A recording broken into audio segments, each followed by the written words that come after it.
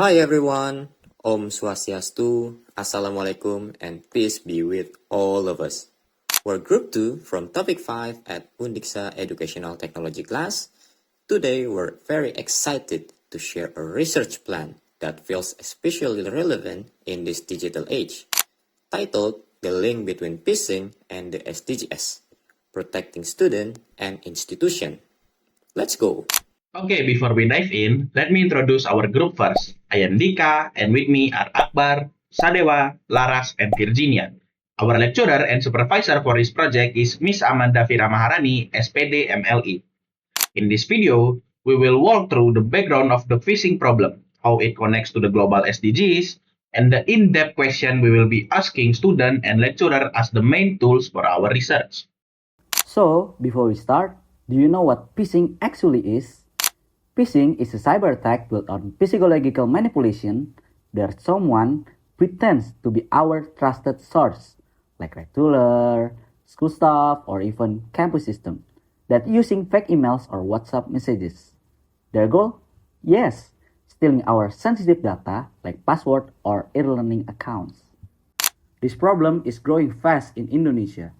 The data show phishing case jumped by 70% between 2023 and 2024.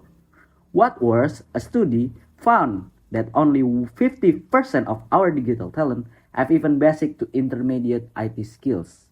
That gap is exactly what leaves students so vulnerable to becoming victims. So how does this connect to the SDGs or Sustainable Development Goals? Our research centered on two of them. First, SDG 4 is quality education. By digital literacy and cybersecurity are essential if we want educational technology to be used safely and effectively. Second, is SDG 16 is peace, justice, and strong institution. By fighting phishing, we're also helping build trust in educational institutions and protecting student data privacy. To get her accurate data, our group has developed interview instruments for both students and lecturers. For students, we're focused on understanding their awareness, security habits, and any experience they've had with this kind of attack. Here are the 6 key questions we'll be asking. The first one, have you ever received a suspicious email or message tied to your Undiksa account? Sebelumnya, saya belum pernah menerima email atau pesan masuk yang mencurigakan terkait akun Undiksa. So far, I have never received any suspicious messages regarding these accounts. Yeah, I think so. Maybe my friends, but not me. Yes, I have received a suspicious email, but not from Undiksa, from another sender. I have never received any suspicion emails or messages at all. So far, I have never found suspicious email or messages. The second one, when you get an urgent message from campus, what is your first move? Click the link right away or verify it first. Biasanya saya akan melakukan verifikasi terlebih dahulu untuk mencegah hal-hal yang tidak diinginkan terjadi. Okay. Actually, maybe I will answer this question as a computer science student. So, as a computer science student who has been taught about network security, of course, I'm always vigilant, and I always verify the authenticity and safety of a link first. However, it's getting quite difficult these days. Maybe you guys have heard about zero-click attacks. Which are dangerous because they don't even require you to interact with anything. So, despite that, I remain highly cautious whenever I receive a link. First, I verify the links and email first because I protect myself from scammer and phishing link. Only verify first whether the message is really from the school or not by asking my friends. Actually, I have never received any urgent message during school, but if I do someday, I will verify them first and check the purpose before responding.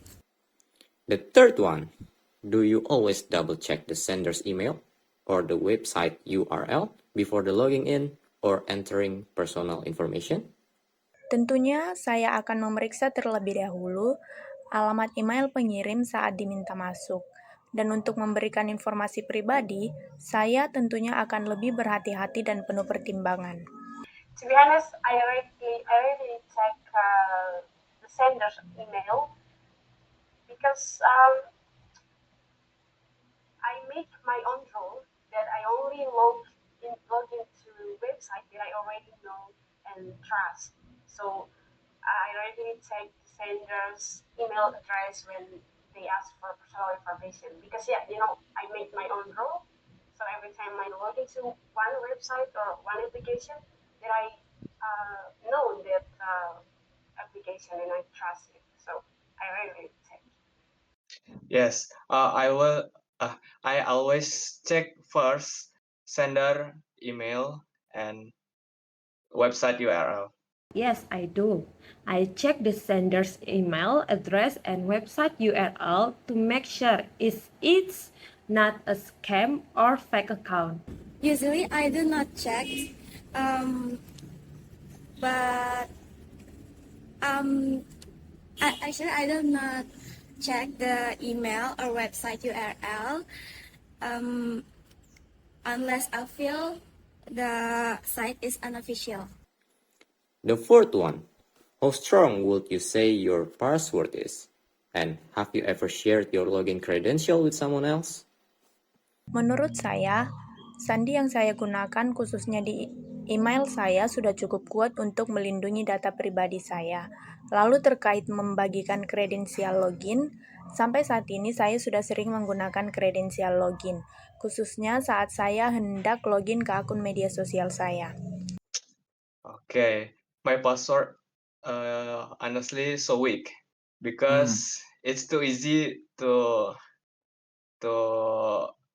guess, and yeah, I never change my password. Yeah, So, I never share my login credential. My passwords are very strong. I usually combine letters and numbers to make them more secure. Of course, I make my password as strong as possible. I have shared my login once, but only with my close friend. The fifth one, have you turned on two-factor authentication or 2FA for your campus account? If it yes, then why? Or if it no, then why not? Ya, saya pernah. Karena dengan menggunakan autentifikasi 2 faktor, maka data pribadi saya di sekolah menjadi lebih aman karena adanya perlindungan lapisan ganda. But this one, of course, yes. I always enable two-factor authentication or 2FA on my phone because, in my opinion, 2FA is a crucial layer of security. Even if someone manages to guess or steal my password, they still cannot access my account without the second verification step. Like, and on that you have I have one application on my phone, from Google, that they will always send code to my device, like as second authentication, and it ensures my data stays strong and secure. So yeah, I always enable that to FA on my phone. Yes, I have used two-factor authentication because it's improved my password and security. Yeah, that's. No, I have not used two-factor authentication because I have never activated. Yes, I have used Two-factor. on some account because it makes my account more safer and Yes. secure. The number 6. Have you or anyone you know ever fallen victim to a phishing attack? That's it for me. Dan yang terakhir, saya pribadi sampai saat ini belum pernah. But this, I never feel that. But one of my friend has. You guys might know Andrew or Andre, your senior, yeah, of course. Okay.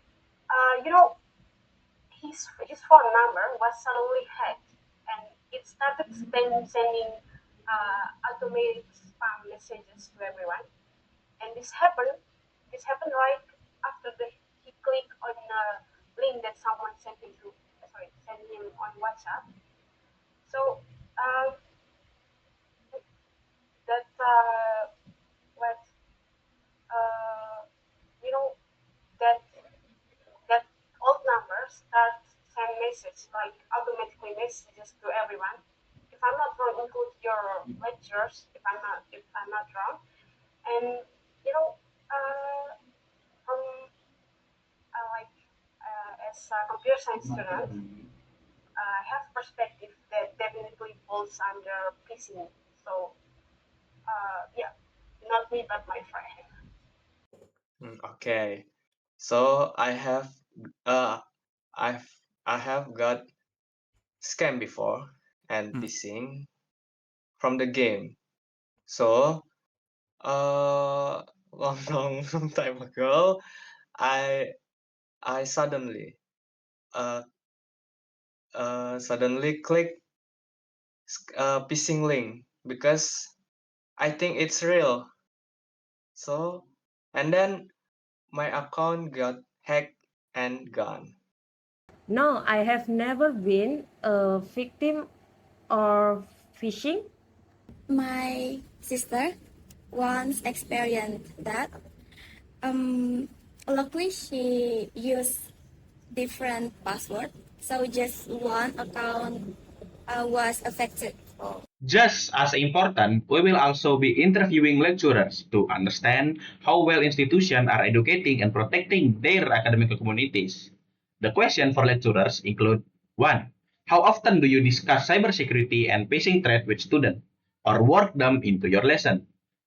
Tidak gini ya, sebenarnya tidak bagian dari materi itu, karena mata kuliahnya memang tidak itu kan.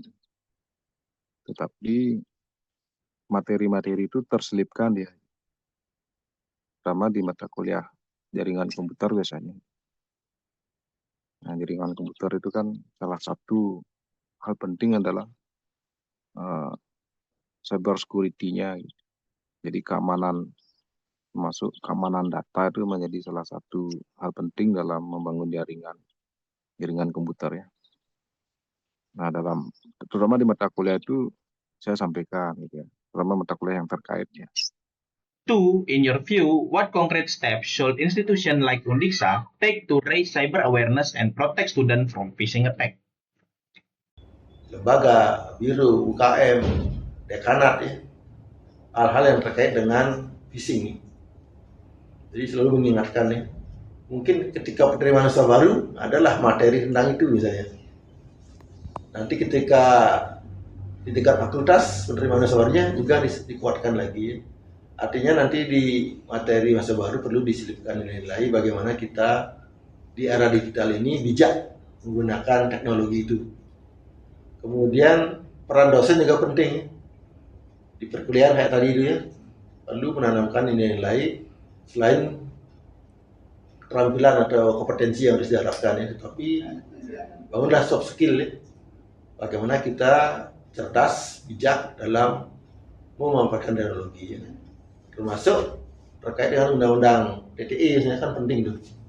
Jadi kalau kita memfitnah orang, berkata kasar, menuduh orang melalui media sosial kan bisa dituntut. Kalau memang tidak terbukti kita menyampaikan sesuatu yang salah, bisa kita kena pasal-pasal secara hukum itu. Nah, itu penting itu. Menjadi sosialisasi bersama ya, semua pihak. Dari pimpinan paling atas, rektor, sampai ke korprodi ya. Dan juga melibatkan dosen.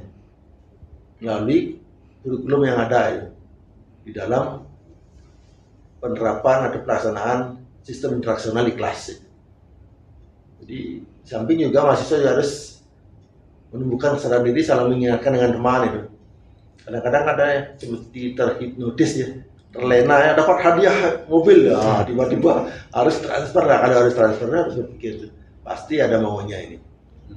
Nah, transfer goodbye, nggak bisa dihubungi lagi gitu. Nah, karena atau minta data-data pribadi, rekening, KTP dan sebagainya, itu hati-hati. Bagi klik tertentu link yang tidak kita kenal, hati-hati, disampaikan melalui pertemuan formal, tidak formal, dan peran pembimbing akademik penting juga mengingatkan itu.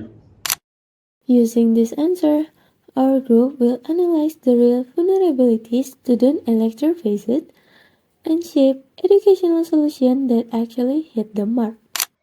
Because in the end, phishing isn't just a technical computer issue, it's a real challenge for digital literacy across our entire education system. So let's work together to build a digital campus that's safe, trustworthy, and help us reach the SDGs.